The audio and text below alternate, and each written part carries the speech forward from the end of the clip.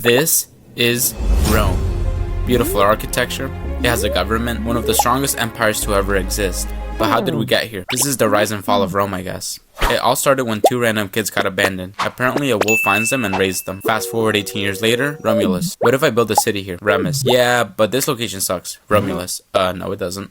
Remus. Yes it does. Since they had a small disagreement, Romulus decides to fix it by murdering his brother. It's safe to say he was crazy. And also, he names the city Rome. Rome is ruled by kings, 7 of them. Some are okay, others obnoxious, one even makes up a religion. And no, it's not Jesus, he comes later I think. Then, aliens show up, and they give Rome all their fancy stuff, like roads, buildings, drains. Oh right, and roads? Kidding, they're not actually aliens. They were a group of people called the Etruscans. Anyways, the last king Rome ever had really sucked. He abused his power like no other, the people. Screw this guy, he's abusing his power way too much, and he always does what he wants. My main concern is the fact that it took the people of Rome 244 years to realize the king sucked. The beginning of the Roman Republic. No kings meant we needed to find a new leader. Also, instead of one guy ruling, let's double it and make it 2. Let's not call them kings, because that's a scary word. Let's call them consuls. Also, let's re-elect them every year, so that they aren't in power for too long. They also copied the US and made the Senate, or was it the other way around? Except, it was the Roman Senate. Random guy. Who should be in the Senate? Rich people. Okay, basically, no more people had no say in the government. Anyways, Rome woke up one day and said, let's conquer everything, and they did. It was like playing Agario. They ate Greece, North Africa, the Mediterranean, basically everything and anything. But then, they finally versed someone their own size. It's Carthage. Carthage is a water superpower. They have a massive navy. Rome, not so much. They don't even own any boats. But they're rich. Life is basically pay to win. So they build a massive navy out of nowhere. Carthage loses round 1. Round 2. Hannibal? Oh, I don't know how to say that. Pulls up with elephants. Talk about aura farming. Rome barely survives. Round 3. Rome pulls up and beats Carthage by a knockout. Rome now has a huge problem. They win too much. What a good issue to have. People practically worship war generals. The army. Yeah, let's be loyal to our generals. The government. What about us? The army. Screw you. Our generals are cooler. General Marius enters the chat. What if we let poor people join the army? Marius said. Poor people. Sure. General Sulla enters the chat. I want all the power, so I'm going to invade ourselves. And he did. He invaded Rome with Rome's own army. Kinda ironic. The civil war just started. Sulla gained power, but then he stepped down, and a year later died. Karma. Rome became extremely rich from so much conquest, but life isn't fair. The rich got richer, and the poor, well, you guessed it, they got even poorer. 2 brothers tried to help. How? They tried land reform and food programs. The Senate. Yeah, we want everything to ourselves. Execute them. This next guest is a fan favorite. Drum roll, please. Julius Caesar. The people loved him. He wins a lot of wars. He does illegal stuff. They cross in the Rubicon. But it's fine because people loved him. You know who didn't love him? The Senate. Caesar had gained so much power. The Senate had PTSD. They saw Caesar as past king. So they murdered him. They thought this would save the Republic. It did the opposite. The people weren't happy at all. It brought chaos back to Rome. Civil war continues for decades. So after years of Rome punching their own comrades in the face, one man comes out on top and his name is Augustus. But he has an idea that'll change Rome forever. He becomes Rome's first emperor. Yay! But he doesn't call himself emperor because that sounds too much like king, and Romans really hated kings. Don't worry guys, I'm not a king, I speak for the people and that's it. I'm just in charge of everything. Sounds legit. Yeah, I like this idea. And somehow it works. And Augustus reforms the military and he creates a professional standing army, meaning soldiers are now full-time instead of just random dudes showing up for war. Much better. He also creates the Praetorian Guard, aka the strongest elite soldiers whose job is to protect the emperor. Bodyguards! Very cool. Probably important later if they do their job, but even better, he improves taxes, fixes administration, builds roads, and makes the government less chaotic. Pretty big upgrade! Rome finally has stability, order, control, peace. Attention!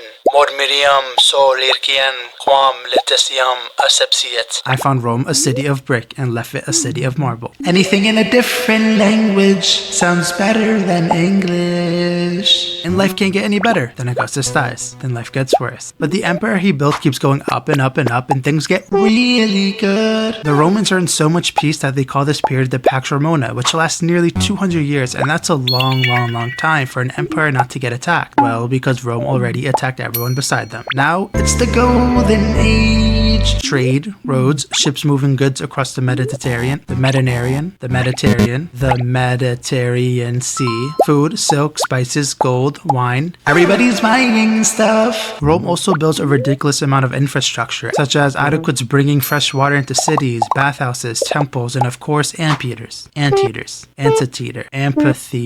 like the Colosseum where Romans watch gladiators fights. Rome also develops stronger laws, better engineering, and a massive trade network stretching far beyond the empire. Some goods even come all the way from India and China. Holy smokes, Rome is peak. It stretches across 3 continents, Europe, Africa, Asia. Holy smokes, that's a big empire. Emperors like Trajan expand Rome to its largest size. Meanwhile, Marcus Aurelius tries to rule with philosophy. He's basically an empire and a philosopher, which is not something you see every day. And now for a while, Rome feels unstoppable, rich, powerful, untouchable. And whenever something feels too good to be true, that's the exact moment it all falls apart. By AD 235, historians call this the crisis of the 3rd century, when the empire nearly collapses under non-stop disasters. And when I say crisis, I mean depression. Emperors start changing constantly, not because of elections, mostly because they keep getting murdered. Now, over roughly 50 years, Rome goes through more than 20 emperors. That's a lot of emperors! One emperor lasts a few years, another lasts a few months, some barely last long enough to unpack. Hey guys, how's it going? The economy starts collapsing, inflation gets out of control, prices rise, money becomes worthless, and people are unhappy. Yeah, can't get any worse than this, so we're fine. Knock knock, we are here to invade. Surrender or we will attack. And that's exactly what they did. Germanic tribes attacked from the north, the Sasanian Empire attacked from the east, and Rome is getting back shots, side shots, and front shots. Guys, I'm tired of losing our land. Come on, can we fix this and work together? The next very day, a civil war broke out. Rome had a problem. It was enormous.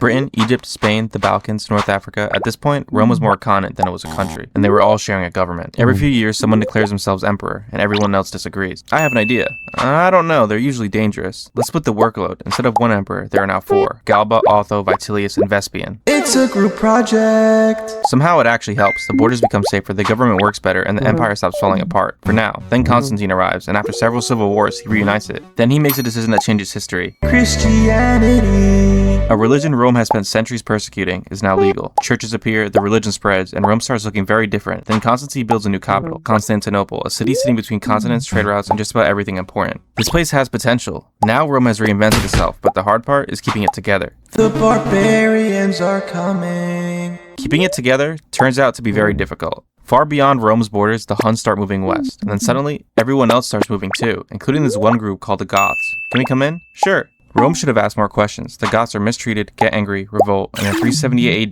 they defeat a Roman army at Adrianople, including the emperor, which is generally considered bad. So bad, the Western Empire might be collapsing. But instead, they keep going, and every year it has less money, and less land, and more enemies. And then in 410 AD, Rome itself gets sacked by the Visigoths, led by King Alaric. This marks the first time in over 800 years that Rome has fallen to an enemy. For centuries, the empire limps forward, one crisis at a time, until 476 AD when the last Western emperor is removed. His name was Romulus Augustulus, a name combining Rome's legendary founder and its first emperor, which sounds symbolic because it's the end of the West. The Western Roman Empire is gone, but not all of Rome is. Rome is still here. We're literally right here. From Constantinople, the empire continues. People call themselves Romans, emperors call themselves Romans, laws are Roman, taxes are Roman. It is still Rome. The West may be gone, but the East has no intention of following. Its capital sits between Europe and Asia, controlling some of the busiest trade routes in the world, which is very good for business and very bad for anyone trying to invade. Then Justinian arrives and starts thinking dangerous thoughts. What if we rebuilt the empire? Here we go again. His armies retake North Africa, parts of Italy, and even some of Spain. And for a moment, it almost works. Rome is returning. Justinian also builds the Hagia Sophia, one of the largest churches ever constructed. Hey everyone, look what I built. That's actually impressive, Justinian, but can you focus on building the empire? So the empire rewrites and organizes centuries of Roman law, which ends up influencing legal systems for hundreds of years. But empires are difficult. The reconquests fade. New enemies appear. Persians, Slavs, Arabs, Bulgarians, eventually Turks. Everybody wants Constantinople. You can have it, it's mine. The empire adapts. Greek becomes the main language. Latin slowly disappears. The empire changes shape, changes culture, changes language, but never forgets where it came from. Its massive walls keep the capital safe. For centuries, armies come, armies go, until technology catches up. Then in 1453 AD, the Ottoman arrive. The Ottoman. They bring enormous cannons capable of smashing walls that have stood for thousands of years. After weeks of relentless bombardment, after one final siege, the city falls, the empire ends, and Rome, after 2 millennia, finally runs out of extra lives.